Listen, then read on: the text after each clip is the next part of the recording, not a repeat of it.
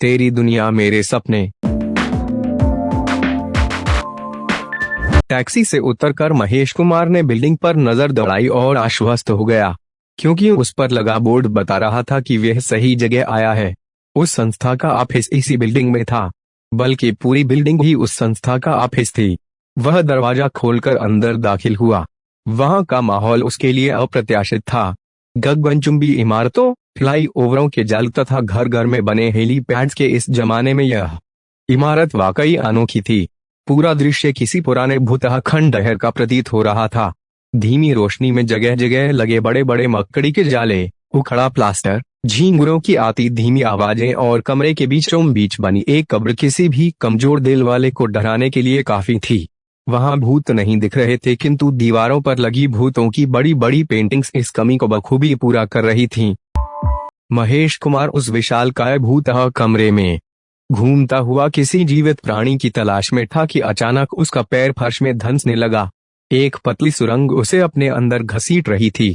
इस घसीट का अंत हुआ एक निहायत नर्म कुर्सी पर। धपकी एक हल्की आवाज के साथ वे उस पर गिर चुका था। उसने सर उठाकर देखा तो एक लंबी चौड़ी मेज के पीछे बालों से सफाचट खोपड़ी वाला एक व्यक्ति मौजूद था। भूत हंटर मिस्टर जॉन आपका स्वागत करते हैं। उसने अपना हाथ शेक हैंड के लिए महेश कुमार की तरफ बढ़ाया।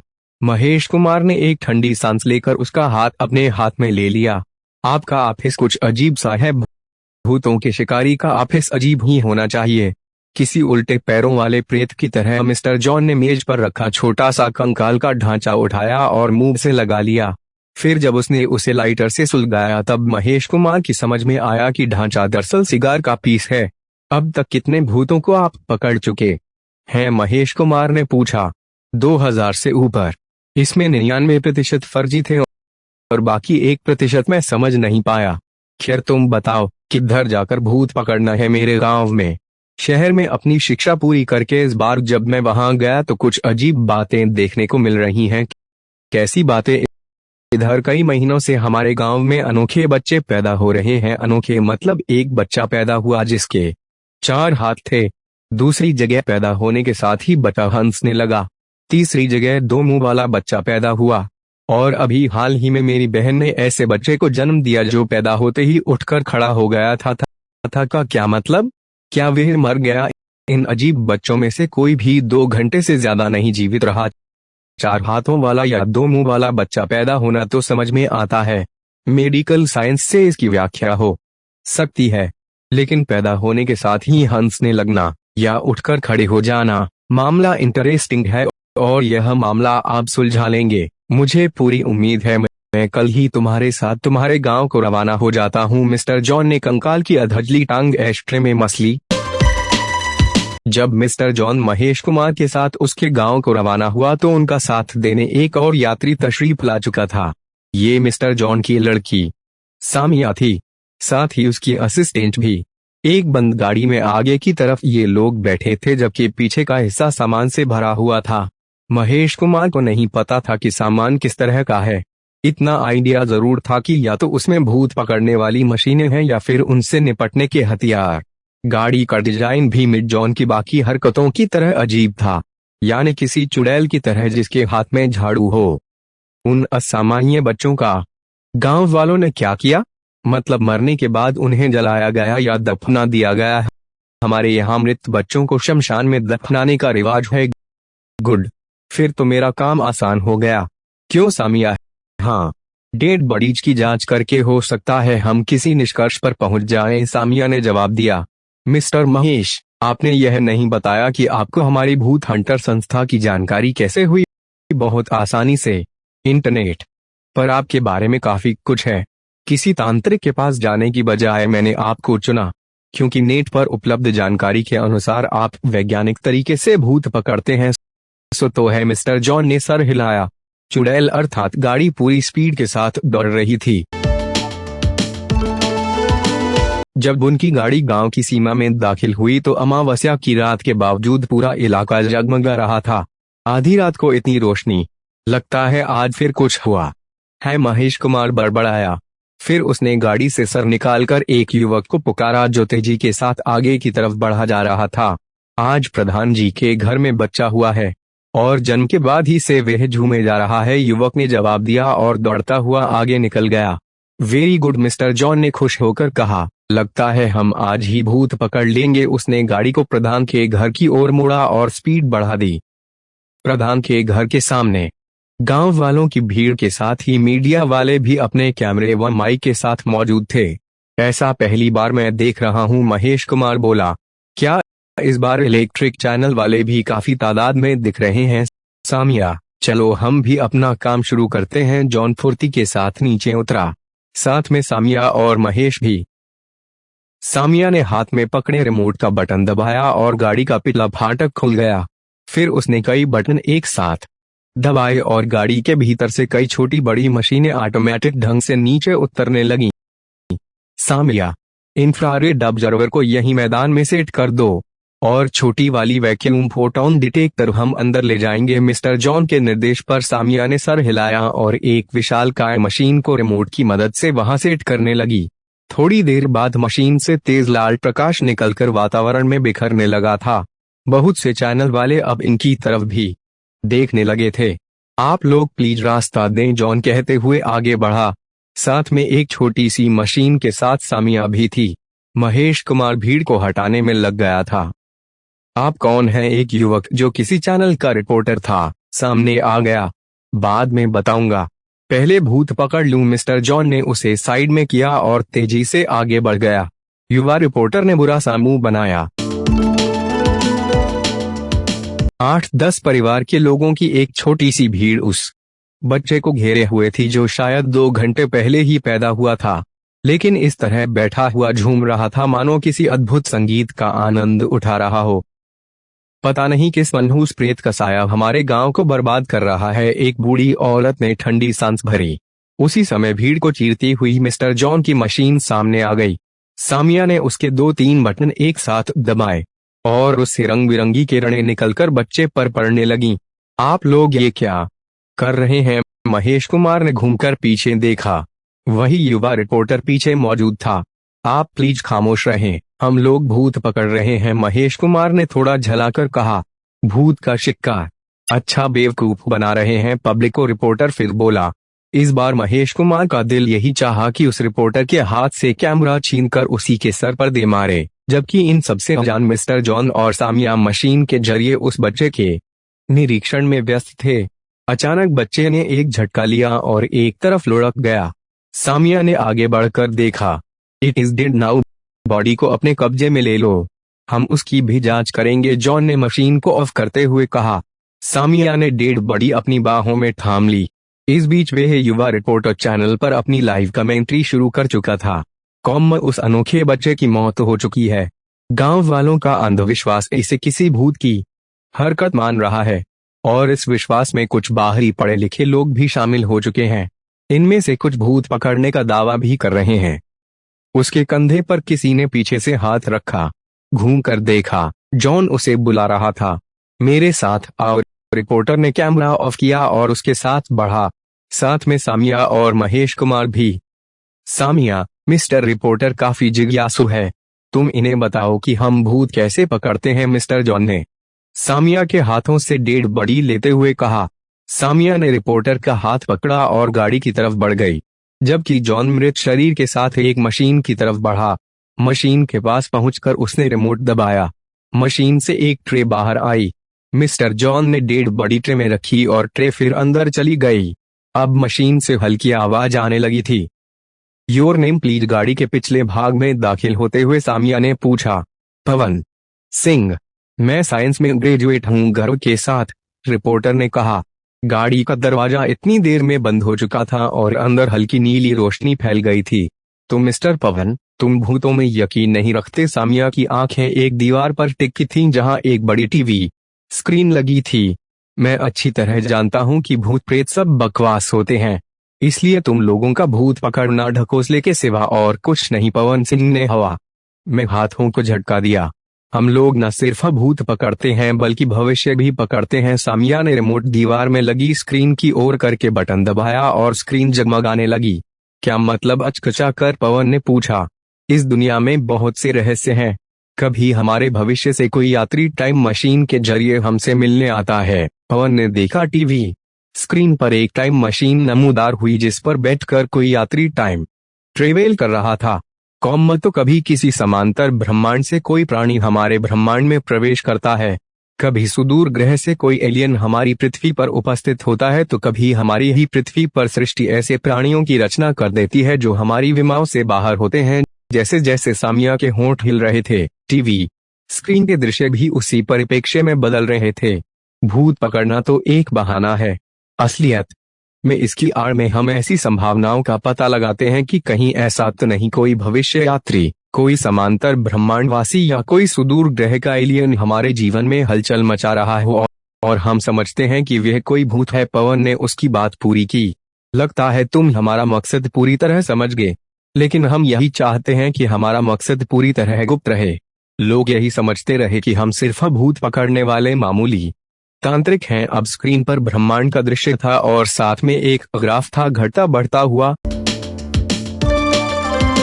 मिस्टर जॉन ने कॉफी का एक घूंट लिया और सामिया की तरफ देखा। सामिया, बच्चे का इन्वेस्टिगेशन करके फॉरेन बॉडी डिटेक्टर ने अपनी रिपोर्ट दे दी है। कोई खास बात? हाँ, खास बात उसकी डीएनए रिपोर्ट में है। मिस्टर जॉन ने साइड में रखी एलसीडी स्क्रीन उठाई और उसका एक बटन दबाया।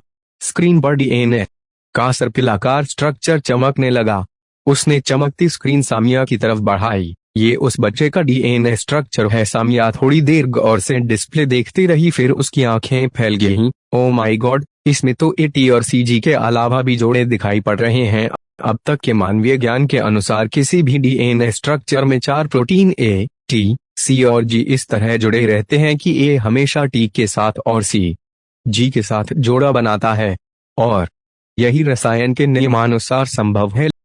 लेकिन इसमें तो कहीं कहीं उल्टे जोड़े दिखाई पड़ रहे हैं। हाँ, इनमें ए जी के साथ और सी टी के साथ जुड़ा हुआ है। ये वास्तव में एक महान आश्चर्य है। ये गुत्थी कैसे सुलझेगी? कहाँ से पैदा हो गया ये परिवर्तन? प्याली खाली करके मिस्टर जॉन अपना सर खुजलाने लगा था।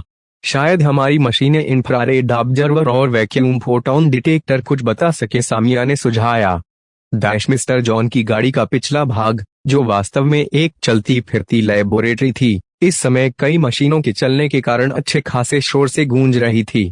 बीच में मिस्टर जॉन अकेला मौजूद स्क्रीन पर नजरें गड़ाए था, जहां झूमते हुए बच्चे की फिल्म चल रही थी। साथ में प्रकाश की रंग बिरंगी लहरें इधर उधर नाच रही थीं। उसी समय किसी ने बाहर का दरवाजा खटखटाया।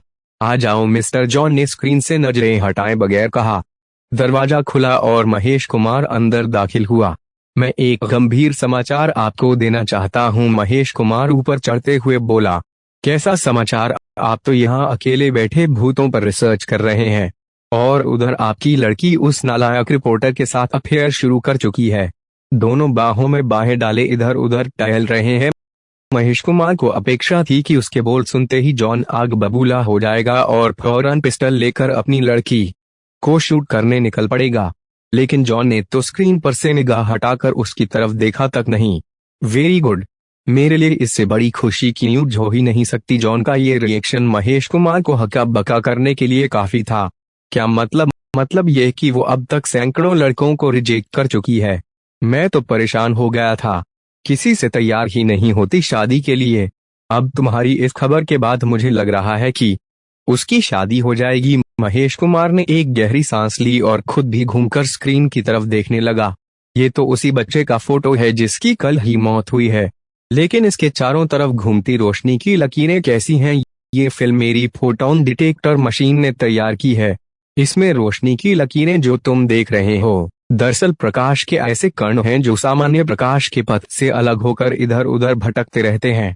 ये भटकते कण हमारे बहुत काम के होते हैं। वे कैसे? महेश कुमार ने पूछा। क्योंकि यही एलियंस की मौजूदगी बता सकते हैं। हम भटकते हुए काफी दूर आ गए हैं इस जंगल में, अब वापस लौटना चाहिए। सामिया ने अपनी घड़ी पर नजर की। आमतौर पर भूत तो घने जंगल में ही नजर आते हैं, उसके साथ मौजूद पवन बोला। भूतों का तो पता नहीं, हाँ एलियन के बारे में सोचा जा सकता है। फिलहाल तो हमें अपने बारे में सोचना चाहिए। तो हम शादी कब कर रहे हैं? पवन ने घूमकर सामिया की आंखों में झांका। आज ही। इंतजार किस बात का? माहौल तो वैसे भी रोमांटिक दिख रहा है। सामिया का इशारा सामने दिख रहे विशालकाय ताल की तरफ था। जिसमें रंग बिरंगे पंछी तैरते हुए अटखेलियां कर रहे थे। ये शादी वगैरह की रस्में तो हम मनुष्यों ने ही बना रखी हैं, और हमें तो इसका कोई मतलब नहीं। पवन सिंह ने पक्षियों के एक जोड़े की तरफ देखते हुए कहा। मनुष्य की सभ्यता की यही सब तो दलीलें हैं। सामिया पवन सिंह का मतलब समझ गई थी, और उसके इन शब्दों ने पवन को भी अच्छी तरह समझा दिया। तो क्या मुझे तुम्हारे बारे में मिस्टर जॉन से बात करनी चाहिए? जरूर, लेकिन तुम फिक्र मत करो, मैं इस बातचीत में तुम्हारा पूरा सपोर्ट करूंगी। शादी के बाद हम इसी तालाब के किनारे पेड़ों के झुरमुट के बीच एक छोटा सा आशियाना बनाएंगे। पवन कहीं खो गया था। अब वापस चलते हैं। दोनों ने एक दूसरे का हाथ थामा और वापसी के लिए मुड़ गए। कुछ अनजान ताकतें जब प्रकाश के पथ पर असर डालती हैं तो प्रकाश के कुछ कण इधर उधर छितरा जाते हैं। इन छितराए कणों के पथ द्वारा हम उन ताकतों के बारे में मालूम कर सकते हैं, जो एलियंस द्वारा भेजे गए संकेतक भी हो सकते हैं। मिस्टर जॉन अपनी धुन में कहे जा रहे थे। एलियंस? क्या मतलब? महेश कुमार ने बीच में टोका। ओह, मैं भूल गया था कि तुम एलियंस को नहीं जानते।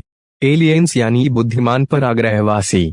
पर तुम्हारी दृष्टि में भूत प्रेत? महेश कुमार ने कुछ न समझते हुए भी सर हिला दिया।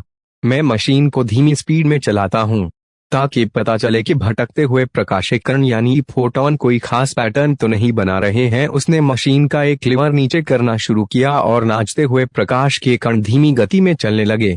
धीरे धीरे उसने लीवर पूरी तरह नीचे कर दिया और फिर निराशा में सर हिलाने लगा। पैटर्न तो कोई नहीं बन रहा है, वह बड़बड़ाया। मुझे तो नहीं लगता कि भूत प्रकाश पर असर डालते हैं। हाँ, दिमाग पर जरूर असर डालते हैं। मिस्टर जॉन ने महेश कुमार की बात पर कोई ध्यान नहीं दिया और स्क्रीन पर नजरें गड़ाए रहा। लगता है यहाँ कोई भी सिग्नल नहीं है। मुझे ये मशीन बंद कर देनी चाहिए। उसने एक बटन दबाया और मशीन पर नाच रहे प्रकाशीकरणों की गति कम होती गई और धीरे धीरे वे रुकने लगे। अचानक उसने ठिठक कर बटन पर से हाथ हटा लिया, क्योंकि स्क्रीन पर एक नया नीले रंग का कण प्रकट हुआ था और तेजी के साथ बच्चे के चारों तरफ घूमने लगा था। ये क्या है? जॉन बड़बड़ाया।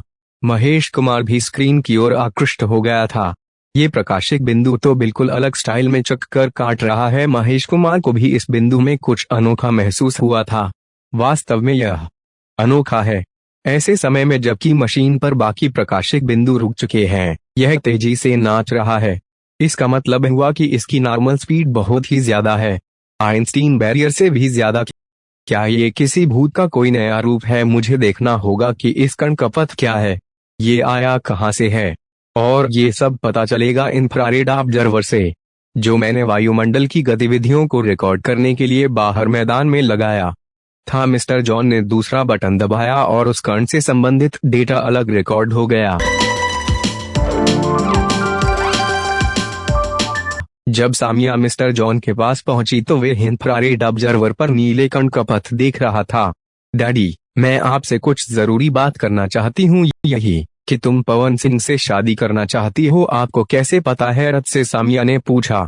उससे कोई फर्क नहीं पड़ता, तुम पवन सिंह से शादी कर सकती हो, मुझे कोई ऐतराज नहीं। थैंक यू डैडी, वह बाहर मौजूद है और आपसे मिलना चाहता है। उससे हम शादी के बाद मिल लेंगे। फिलहाल यहाँ मिस्टर एलियन से मिलो। मिस्टर जॉन ने स्क्रीन पर नीले प्रकाशिक बिंदु की ओर संकेत किया। क्या मतलब? सामिया चौंक पड़ी। यह प्रकाशिक बिंदु, जो एक प्रकार का सिग्नल है, इसी के द्वारा बच्चे के डीएनए में परिवर्तन किया गया है, और उसके बाद से यही बिंदु उस बच्चे पर पूरी नजर रखे हुए था। चूंकि इसका वेग बहुत अधिक है, इसलिए दुनिया के किसी भी प्रकाशिक यंत्र में इसकी उपस्थिति दर्ज होना लगभग असंभव है। ओ माय गॉड, ये सिग्नल बिंदु आया कहां से है?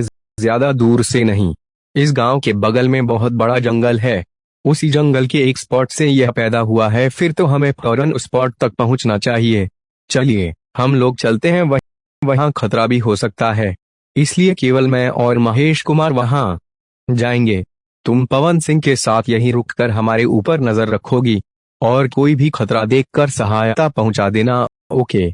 जब मिस्टर जॉन और महेश कुमार उस स्पॉट पर पहुंचे तो वहां एक बहुत बड़ा ताल दिखाई पड़ा, जिसमें रंग बिरंगे पंछी तैरते हुए अटखेलियां कर रहे थे। यहाँ तो कुछ भी नहीं है। चारों तरफ देखते हुए महेश कुमार ने कहा, मेरी मशीनें कभी धोखा नहीं खाती, यहाँ कुछ न कुछ गड़बड़ जरूर है। उसने हाथ में पकड़ी टार्च को चारों तरफ घुमाते हुए कहा। महेश कुमार की समझ में नहीं आ रहा था कि दिन दहाड़े चारों तरफ खिली धूप में मिस्टर जॉन टार्च लेकर क्यों आए हैं। टार्च से निकलने वाले सफेद प्रकाश को तो सूर्य की धूप कब की खा चुकी थी। मिस्टर जॉन ने टार्च का मुंह तालाब की तरफ किया और उसी समय टार्च से बीप बीप की आवाजें आने लगीं। यूरेका, मिल गए एलियंस। जॉन उछल पड़ा। कहाँ? किधर है महेश कुमार? इधर उधर देखने लगा। इस तालाब में। मेरी मशीन इसकी उपस्थिति बता रही है। अब महेश कुमार की समझ में आया कि टार्च भी भूत पकड़ने या बताने वाली मशीन है। उसी समय तालाब में एक जोरदार भंवर पैदा हुआ। लग रहा था तालाब के पानी को कोई दही की तरह मथ रहा है। धीरे धीरे तालाब का पानी बीचों बीच विशालकाय कुएं जैसा आकार लेने लगा। फिर उन लोगों ने हैरत से देखा। उस कुएं के तल में दो उन्नत तस्तरियां साफ दिख रही थीं, जो एक दूसरे से स्पर्श कर रही थीं। उनमें से एक की छत पर दो मानव जैसे प्राणी भी दिख रहे थे, ऊपर से नीचे तक नीले रंग में। फिर उनमें से एक ने इनकी तरफ हाथ से इशारा किया और उनके कदम उखड़ गए। वे हवा में नाचते हुए सीधे नीले मानवों के सामने पहुंच गए। कौन हो तुम लोग? उनके सामने पहुंचते ही मिस्टर जॉन के मुंह से निकला, वही जिनकी तलाश में तुम लोग यहाँ तक आए हो, यानी एलियन। उनमें से एक साफ उन्हीं की भाषा में बोला, और हम कबूल करते हैं कि इस गांव में अनोखे बच्चों की पैदाइश के लिए हम ही जिम्मेदार हैं। दूसरा भी बोल पड़ा। उनकी बात सुनकर दोनों हैरत से वहीं जड़ हो गए थे।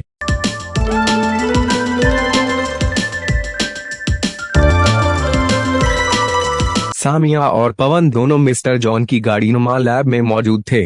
सामिया की दृष्टि एकटक सामने की स्क्रीन को निहार रही थी, जबकि पवन सिंह खुद से कुछ कहने की कोशिश में बेचैन था। अभी तक कोई सिग्नल नहीं आया। सामिया बड़बड़ाई, जो सिग्नल मिल रहा है उस पर तुम्हारा ध्यान ही नहीं। पवन बोला, कैसा सिग्नल? सामिया ने चौंक कर पूछा। मेरे प्यार का सिग्नल। पवन सिंह ने उसे अपनी बाहों में लेने की कोशिश की, लेकिन सामिया अलग हो गई। अभी नहीं पवन, अभी काम का वक्त है। किसी भी समय डैडी हमें मदद के लिए पुकार सकते हैं और हमें फौरन वहां जाना होगा। ओह, ये एलियन का किस्सा कब खत्म होगा? मैं तो बोर हो गया। मत भूलो कि उन्हीं एलियन की वजह से हम तुम एक दूसरे के करीब हुए हैं। सो तो है। सामिया ने दोबारा स्क्रीन पर नजरें गड़ा दी। अब तक दोनों नीले मानव उन्हें लेकर उड़न तश्तरी के अंदर पहुंच चुके थे। अंदर का दृश्य पूरी तरह किसी स्पेस क्राफ्ट से मेल खा रहा था। दूसरे शब्दों में यह शायद उन लोगों का अंतरिक्ष यान था। मैं तो सोच भी नहीं सकता था कि हमारी पृथ्वी के बाहर भी लोग बसते हैं। महेश कुमार ने चारों तरफ देखते हुए कहा, तुम लोग आए कहाँ से हो और क्यों आए हो? मिड जॉन ने उन्हें मुखातिब किया। अब तुम लोग हमें ढूंढते हुए यहाँ तक पहुँच ही गए हो तो अपने बारे में हम सब कुछ बता ही देते हैं। उनमें से एक ने दूसरे की तरफ देखा। दरअसल हम वहां से आए हैं। दूसरे ने उड़न तश्तरी की स्क्रीन की तरफ इशारा किया, जहां पर ब्रह्मांड का दृश्य दिख रहा था। आकाश गंगाओं के बीच भूरे रंग का जो पदार्थ तुम चारों तरफ फैला देख रहे हो, वह दरअसल डार्क मैटर है। यह मैटर तुम्हारी दुनिया से ओझल है, क्योंकि न तो ये प्रकाश उत्सर्जित करता है और न ही अवशोषित। लेकिन वास्तविकता यह है कि यहाँ भी सौर मंडल और ग्रह मौजूद हैं। उन्हीं में से एक ग्रह पर हमारी आबादी है। वंडरफुल। जॉन बेसाख्ता बोल उठा। विज्ञान और तकनीक में तुम लोगों से बहुत आगे हैं हम लोग। यहाँ तक कि हमने ब्रह्मांड के उन होल्स का पता लगा लिया है जो करोड़ों प्रकाश वर्ष की दूरी तय करने के शॉर्टकट्स हैं। उन्हीं होल्स के द्वारा हम करोड़ों प्रकाश वर्ष दूर तुम्हारे ग्रह पर कुछ ही महीनों में पहुंच गए। बोलने वाला मानव एक कुर्सी पर बैठ चुका था, जबकि दूसरा स्क्रीन के दृश्यों को बदलने लगा था। बहुत अच्छा किया। पिकनिक बनाने के लिए हमारा ग्रह बहुत अच्छा है। महेश कुमार बीच में बोल उठा। यहाँ हम पिकनिक बनाने के लिए नहीं आए हैं बेवकूफ। दूसरा मानव झटके के साथ मुड़ा। यहाँ हम अपना अस्तित्व बचाने आए हैं। क्या मतलब? मिस्टर जॉन ने हैरत से पूछा। दरअसल हमने बहुत विकास किया। ऊंचे स्काई स्क्रेपर, नदियों के बीच तैरते बंगले, हवाओं में नाचते यान। हमने पूरे ग्रह को खोखला करके अंडरग्राउंड ट्रेनें चला दी। कहीं भी किसी भी समय पहुंचने के लिए पहला नीला मानव बता रहा था। इस प्रगति की कीमत भी चुकाई हमने। पानी के स्रोत सूख गए, पेड़ पौधे गायब हो गए और चारों तरफ धुआं ही धुआं छा गया। यह वाक्य दूसरे मानव ने अदा किया था, लेकिन हमारे विज्ञान ने इसका हल भी ढूंढ निकाला। हमने बायोतकनीक से अपने शरीर में इस तरह परिवर्तन किया कि हमारा शरीर वायुमंडल से प्रदूषित हवा लेकर उससे स्वच्छ वायु और पानी बनाने लगा।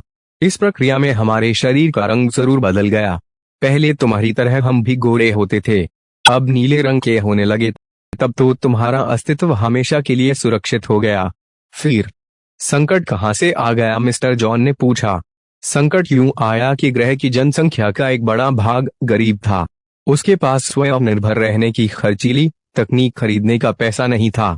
वे प्रदूषित हवा में मरने लगे। जब ऐसा हुआ तो वे ग्रह के संसाधनों पर हमला करने लगे। धीरे धीरे पूरा ग्रह अमीर गरीब दो ग्रुपों में बंट गया और उनके बीच जबरदस्त गृह युद्ध छिड़ गया। जैसे जैसे नीले मानव अपनी कहानी बता रहे थे, स्क्रीन पर उसी से संबंधित दृश्य भी दिख रहे थे। एक ग्रह जहां गृह युद्ध छिड़ा हुआ है। मिड जॉन को वैसे तो अभी उन पर ग्रहवासियों से कोई खतरा नहीं दिख रहा था, लेकिन उसकी छठी इंद्रिय लगातार अलार्म बजा रही थी।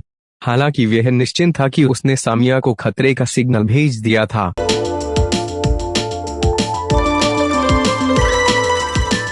डैडी जरूर किसी मुसीबत में फंस गए हैं, सामिया बोली। वह कैसे? सिग्नल तो अभी तक नहीं आया। हाँ, लेकिन उनसे कोई संपर्क भी नहीं हो पा रहा है। कुछ पता नहीं चल पा रहा है कि वो किधर हैं। सामिया के लहजे से परेशानी झलक रही थी। अगर कोई एलियन हमारे क्षेत्र में मौजूद है, इसका मतलब कि साइंस और तकनीक में वे हमसे कई कदम आगे है। ऐसे में अगर उसने तुम्हारे डैडी पर काबू पा लिया हो तो कोई बड़ी बात नहीं, पवन सिंह कह रहा था। हमें फौरन चलकर उन्हें ढूंढना चाहिए, सामिया ने आतुरता से कहा। अगर वहां तुम्हारे डैडी का बस नहीं चला तो हम लोग क्या कर पाएंगे? हमारी ये गाड़ी नुमा लैब हमारा बहुत बड़ा हथियार है। इसमें मौजूद अत्याधुनिक हथियार किसी भी एलियन का मुकाबला करने के लिए काफी हैं। ऐसे हथियार तो वो लोग कब के बनाकर छोड़ चुके होंगे, पवन सिंह ने उपेक्षा से कहा। तुम्हें क्या पता उनके बारे में और हमारे बारे में? घूमकर सामिया ने पवन की तरफ देखा। मैंने बहुत साइंस फिक्शन फिल्में देखी हैं और उनके महाविनाशक विलेन एलियन भी देखे हैं। फिर तो तुमने ये भी देखा होगा कि जीत आखिरकार पृथ्वीवासियों की ही होती है। दिल को बहलाने को गालिब ख्याल अच्छा है। तुम तो इस तरह एलियन का पक्ष ले रहे हो मानो तुम भी उनके साथ मिले हुए हो, मजाकिया भाव में सामिया बोली। मैं संभावनाओं के बारे में तुम्हें बता रहा हूँ, आगे तुम्हारी मर्जी। उसने कंधे उचकाए। अब छोड़ो सारी बातें, मैं तुम्हारी गाड़ी ड्राइव करता हूँ। हम लोगों को अब देर नहीं करनी चाहिए। अब तुमने अक्लमंदी की बात की है, तुम गाड़ी ड्राइव करो, मैं हथियार संभालती हूँ। नीले मानव अपनी कहानी सुना रहे थे। उस गृह युद्ध में विनाशकारी हथियार इस्तेमाल होने लगे। लोग बेतहाशा मरने लगे। धीरे धीरे हमारी पूरी प्रजाति पर संकट के बादल छा गए। अमीरी गरीबी की इस लड़ाई में आखिरकार बस गिनती के ही लोग बचे और उनकी प्रजाति भी हानिकारक न्यूक्लियर प्रभावों के कारण धीरे धीरे खत्म होने लगी। हमारा पूरा ग्रह जहरीला हो चुका है और किसी भी समय वीरान हो सकता है। इसलिए हमने सोचा अपनी प्रजाति संरक्षित करने के लिए किसी और ग्रह पर जो बिल्कुल हमारे ग्रह जैसा हो। दूसरे नीले मानव ने पहले की बात आगे बढ़ाई। अब मिस्टर जॉन और महेश कुमार उनकी बात काफी हद तक समझ गए थे। तो इसके लिए तुमने हमारी पृथ्वी को चुना अपने जैसे प्राणी पैदा करने के लिए, मिस्टर जॉन ने कहा। ठीक आइडिया लगाया तुमने। जो अनोखे बच्चे तुम लोगों ने पैदा होते देखे वह हमारे प्रयोगों के फल थे। दरअसल उन बच्चों में हमने अपने डीएनए आरोपित करने की कोशिश की ताकि वे आगे चलकर हमारे जैसे बन जाएं, लेकिन वे सब तुम मर गए, महेश कुमार बोला। हाँ, यही हमारे एक्सपेरिमेंट की नाकामी है। दरअसल यहाँ के वातावरण में वे रासायनिक बंध नहीं बन पा रहे हैं जो हमारे ग्रह पर बन जाते हैं, लेकिन हमारी कोशिशें जारी हैं। जिस दिन हमें कामयाबी मिल गई, इस ग्रह पर हमारे बसने के रास्ते साफ हो जाएंगे। पहली बार मिस्टर जॉन को खतरे की बुआई। अगर वह लोग इस ग्रह पर बसने लगते तो पृथ्वीवासियों का पत्ता तो साफ हो जाता। तुम लोग किस ग्रुप से हो? मतलब अमीर ग्रुप से या गरीब ग्रुप से? महेश कुमार ने पूछा। अमीर ग्रुप से, लेकिन फिक्र मत करो, दूसरी उड़न तश्तरी जो तुमने बाहर देखी वह गरीब ग्रुप की है और उसमें उनका एक प्रतिनिधि भी आया हुआ है एक साथ। यहाँ तुम लोगों ने आपस में झगड़ा नहीं किया? मिड जॉन ने पूछा। यहाँ तो अस्तित्व बचाने का सवाल था, इसलिए हमने आपस में समझौता किया कि शांति के साथ अपना काम करेंगे और एक दूसरे के काम में दखल नहीं देंगे। क्या उसका भी तरीका वही है जो तुम लोगों का, यानी बच्चों के डीएनए में परिवर्तन? मिड जॉन ने पूछा। उसने दूसरा तरीका अपनाया है। चूंकि उसका शरीर तुम लोगों ही जैसा है, इसलिए वह पूरी तरह तुम्हारी आबादी में घुल मिल गया है। प्लान उसका ये है, दूसरा नीला मानव बोला, कि वह तुम लोगों में से किसी औरत के साथ सीधा संपर्क कर संतानें पैदा करेगा और उनके द्वारा अपनी प्रजाति को सुरक्षित करेगा। लेकिन यहाँ की कोई औरत क्यों तैयार होगी पराग्रहवासी के साथ संपर्क बनाने के लिए? मिड जॉन ने सवाल उठाया। क्योंकि उसे पता ही नहीं होगा कि उसका प्रेमी पराग्रहवासी है। अचानक मिड जॉन का दिमाग पूरी तरह खुल गया। सामिया को भेजे गए सिग्नल का जवाब क्यों नहीं आया, ये भी साफ हो गया था। उस बच्चे के जन्म के समय जितने भी न्यूज रिपोर्टर थे, अपनी अपनी न्यूज इकट्ठा करके वापस लौट गए थे। फिर पवन सिंह क्यों टिका रह गया?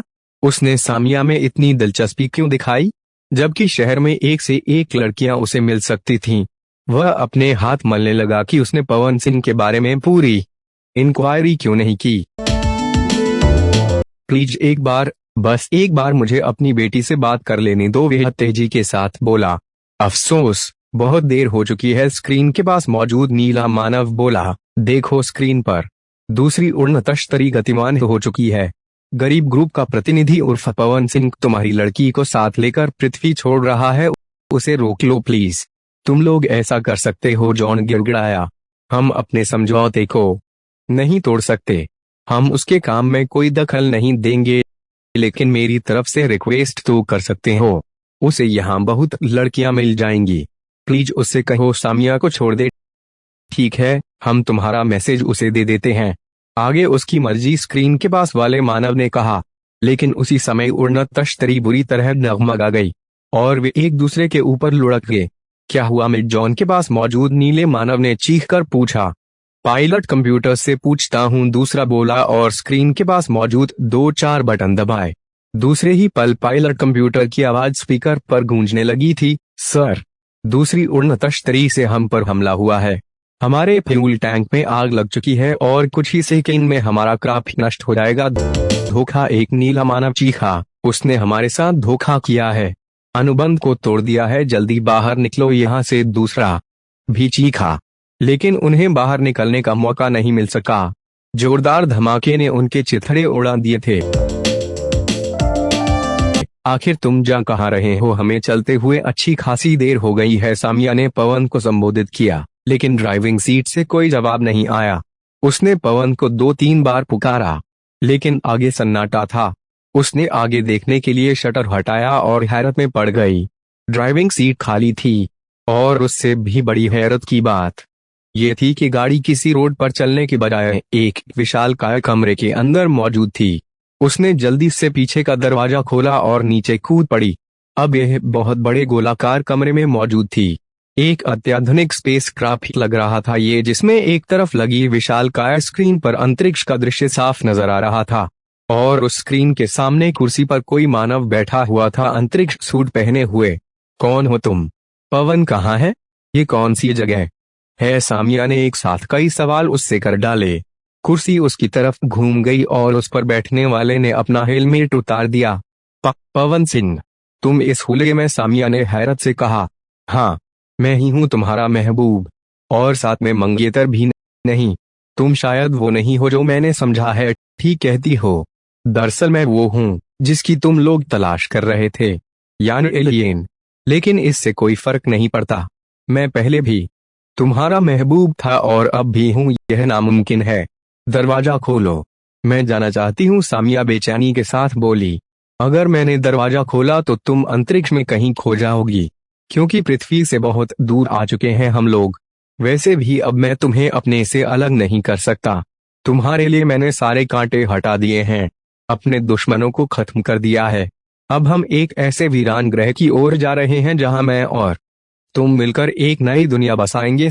सामिया कुछ न बोली। उसका महबूब एलियन है, सुनकर वह रोमांच से भर उठी थी।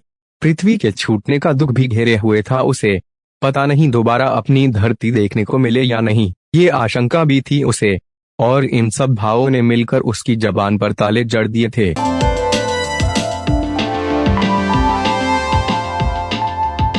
उस जोरदार धमाके का राज जानने के लिए सेना पूरे इलाके को घेर चुकी थी।